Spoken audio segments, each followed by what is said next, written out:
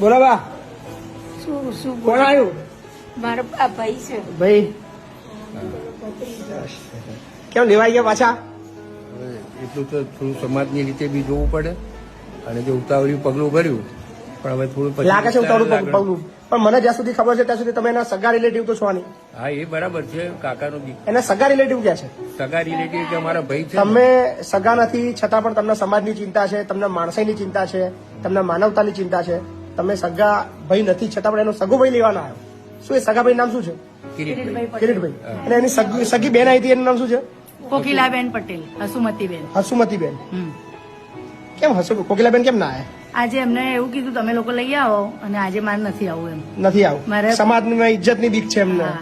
તમે તો દૂરના છો, તમે તો કાકાના છો, તમે છતાં બી સમાજની બીક રાખ્યા વગર મતલબ ગાળો બી લોકોની ખાશું તો ખાઈ લઈશું, પણ આપણે માનવતાના નાતે આપણે ધર્મ નિભાવીશું.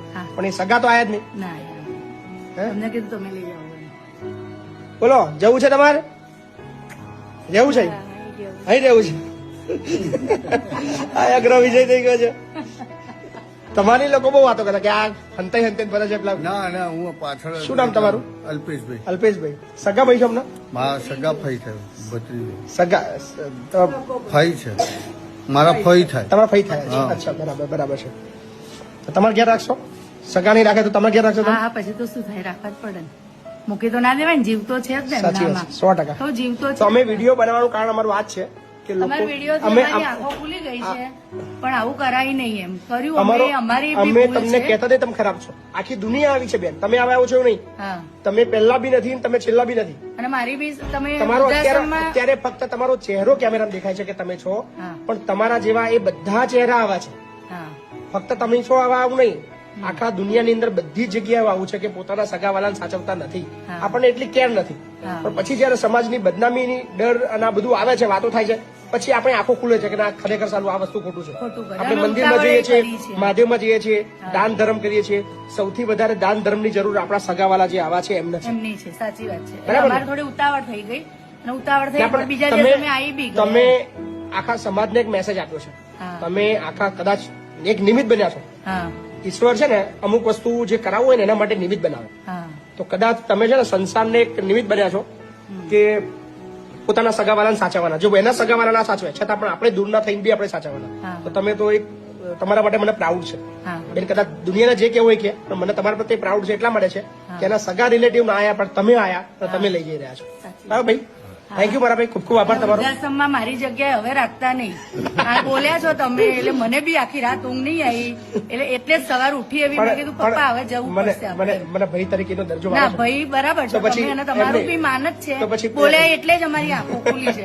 એટલે બરાબર છો ભાઈ, તમારી જગ્યાએ બરાબર છે. જવું છે ને તો જઈ આવો. લઈ જવા છે બસ. રાત રાખ્યા તમારે ત્યાં, અને એમનો પ્રેમ જોયો તો એ શું કે છે, મારે નથી આવું, શું કામ આવી? અમે કીધું ના, અમે તમને લેવા આવ્યા, લઈ જવાના છે. જવું છે ને તો પણ જઉં છું ખરી. પાછી આવીશું આ જગ્યા રવા દે. આ જગ્યા તમારે રવા દો. જો ભાઈ તમે તમારી જગ્યા ના પાડો છો, પણ એમની જગ્યા રવા દઈશું. બરાબર ને? એમને ઈચ્છા થાય તમને લઈ આવજો. બરાબર? પાછા આવી જજો, કોઈ ચિંતા નહીં. હા ને? ઓકે, થેન્ક યુ બેન. અને સમાજને એક મેસેજ આપી રહ્યા છો કે પોતાના સ્વજનનું ઘર છે ને એ વૃદ્ધાશ્રમ નહીં, એ આપણું ઘર છે. આપણા ઘરની અંદર એકાદ ખૂણો તો એવો ખાલી હોય જ જે આપણે આપણા સ્વજનને રાખી શકીએ. બરાબર ને? થેન્ક યુ ભાઈ, થેન્ક યુ. શું સારા સમાચાર એ છે કે માત્ર 24 કલાકની અંદર સમાજની આંખો ખુલે છે, સગાવાલાની આંખો ખુલે છે અને બાને લઈ જાય છે.